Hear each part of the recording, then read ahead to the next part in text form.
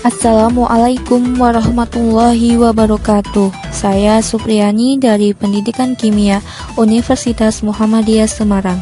Di sini saya akan menjelaskan mengenai oksigen dalam perspektif Al-Quran.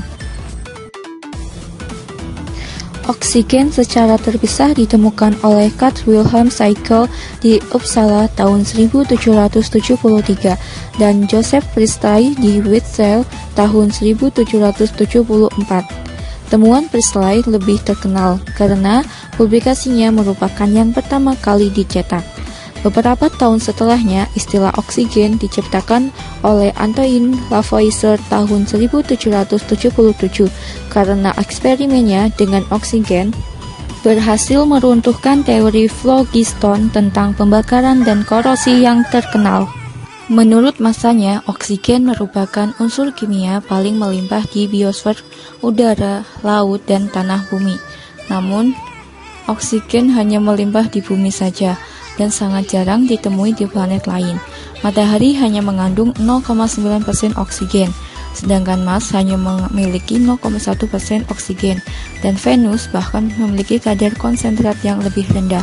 Hal itu disebabkan oleh oksigen yang berada di planet-planet selain bumi hanya dihasilkan dari radiasi ultraviolet yang menimpa molekul-molekul beratom oksigen, misalnya karbon dioksida. Inilah alasannya mengapa membawa oksigen dalam perjalanan keluar angkasa merupakan suatu kemestian. Hal ini diterangkan dalam Al-Quran.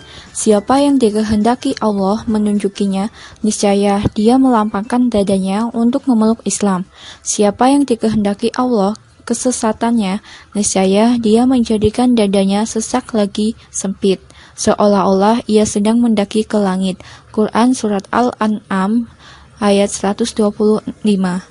Al-Quran memberikan kiasan bagi orang-orang yang sesat dari jalan Allah, seakan dada mereka sesak lagi sempit. Mengapa Allah mengibaratkan mereka dengan orang yang mendaki ke langit? Karena tentu saja di luar angkasa kadar oksigen sangatlah berkurang. Mereka tidak mampu bernafas dengan baik sehingga dada mereka menjadi sesak. Lebih lanjut lagi, Al-Quran juga membahas bagaimana oksigen bisa terbentuk. Ilmu pengetahuan modern mengatakan oksigen dihasilkan oleh fotosintesis tumbuh-tumbuhan. Tanpa adanya tanaman yang berfotosintesis, oksigen akan lenyap dari bumi. Itu pula lah alasannya mengapa hutan-hutan di bumi disebut paru-paru dunia. Dalam Al-Quran disebutkan, tidakkah kamu perhatikan api yang kamu nyalakan? Kamukah yang menjadikan pohon itu atau kami yang menjadikannya? Quran Surat Al-Waqiah ayat 71-72. Dalam ayat ini, mengapa Allah Subhanahu wa Ta'ala menyebutkan kata pohon, yaitu sajaroh, bukan disebut kayu, husub? Biasanya orang menyalakan api dari kayu, bukan dari pohon. Lalu, apa pula kaitannya antara menyalakan api dengan pohon? Al-Quran menyatakan sebuah rumus fisika yang saat ini dikenal dalam ilmu pengetahuan modern, yaitu 6CO2 ditambah 6H2O ditambah sinar matahari ditambah klorofil sama dengan C6H12O6 ditambah 6O2. Al-Quran menjelaskan terbentuknya oksigen berasal dari sinar matahari, karbon dioksida, dan klorofil yang berasal dari pohon untuk melakukan fotosintesis. Salah satu unsur terbentuknya oksigen diperlukan kehadiran pohon yang hidup. Tahapan selanjutnya, bisakah api menyala tanpa adanya oksigen? Jawabannya tentu saja tidak. Inilah dimaksudkan dalam ayat ini. Tidakkah kamu perhatikan api yang kamu nyalakan? Quran Surat Al-Waqiah ayat 71.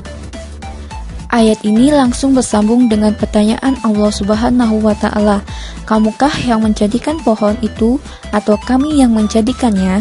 Quran Surat Al-Waqiah ayat 71-72. Allah Subhanahu wa Ta'ala ingin menyampaikan bahwa oksigen sebagai unsur yang menjadikan terbentuknya api tersebut berasal dari pohon. Tanpa adanya fotosintesis dari pohon-pohonan, tak akan ada zat yang bernama oksigen. Lalu siapakah yang menemukan pohon tersebut? Tentu hanya Allah Subhanahu wa Ta'ala yang bisa. Lebih rinci lagi, Allah Subhanahu wa Ta'ala juga menjelaskan proses terbentuknya oksigen secara lebih mendalam dalam surat Yasin ayat 80, yaitu Rob yang menjadikan untukmu api dari pohon yang hijau, maka tiba-tiba kamu nyalakan daripadanya. Ayat ini bercerita tentang warna pohon, yaitu ahdar, hijau. Ilmu pengetahuan modern menyebut zat hijau daun dengan istilah klorofil, yaitu aktor yang melakukan fotosintesis pada tumbuhan. Tanpa klorofil, tumbuh-tumbuhan tak akan mampu berfotosintesis dan selanjutnya menghasilkan oksigen. Istilah fotosintesis baru dikumandangkan oleh ilmuwan modern pada abad ke-18. Namun, cara kerja dan urgensi dari fotosintesis ini sudah diterangkan Al-Quran 15 abad yang lalu. Udara semakin ke tempat tinggi semakin berkurang secara vertikal, dari bumi ke arah tinggi. Dan oksigen akan semakin sedikit ketika berada pada ketinggian paling atas dari atmosfer. Sebelum oksigen benar-benar hilang, ketika berada di luar angkasa atau di luar atmosfer. Namun demikian, kekurangan oksigen tidak dirasakan oleh pernafasan manusia ketika manusia mendaki gunung yang hanya pada ketinggian 10.000 meter di atas permukaan laut. Mengapa? Sistem pernafasan manusia masih mampu mengatasi ketinggian 10.000 hingga 25.000 kaki di atas permukaan laut.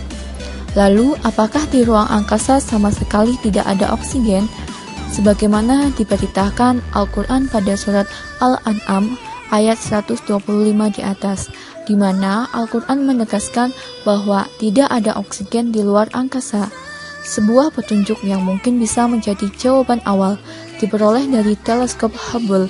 Teleskop ruang angkasa itu mendeteksi keberadaan oksigen dan karbon di atmosfer dari sebuah planet yang sangat jauh dari bumi, bahkan berada di luar sistem tata surya kita. Ini adalah pertama kalinya unsur-unsur ditemukan di sebuah planet di luar tata surya kita, ungkap para ilmuwan yang mengamati hal tersebut.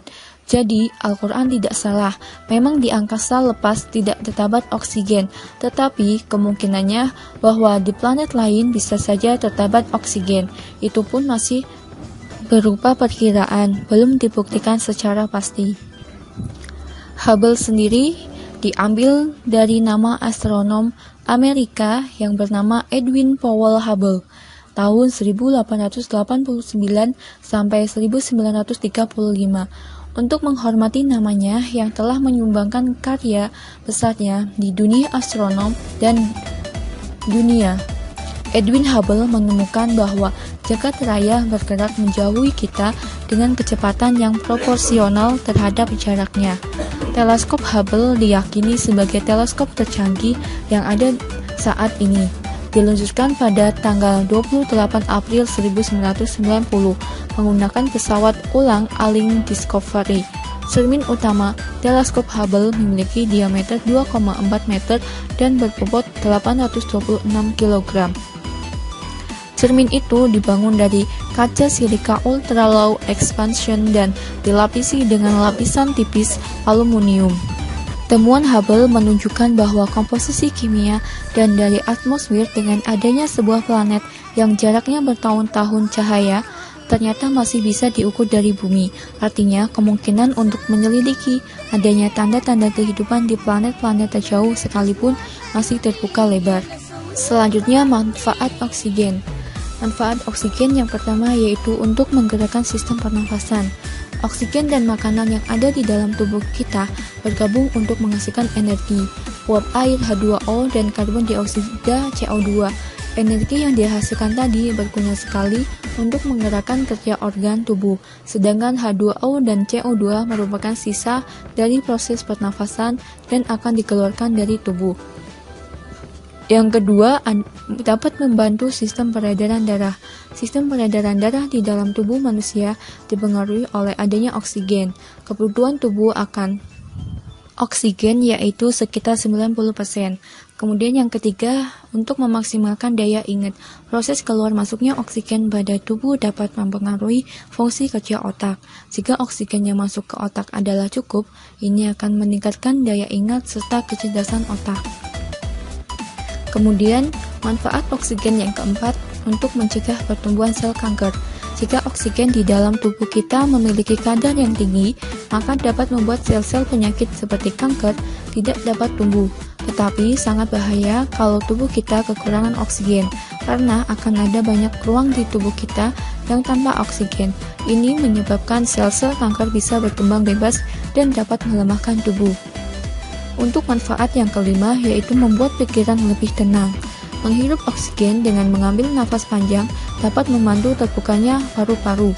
Tubuh akan memberikan tanda untuk memperlambat reaksi di otak. Kemudian, ini dapat memperlambat denyut jantung dan menurunkan tekanan darah yang tinggi, sehingga otak kita akan terasa lebih rileks dan tenang.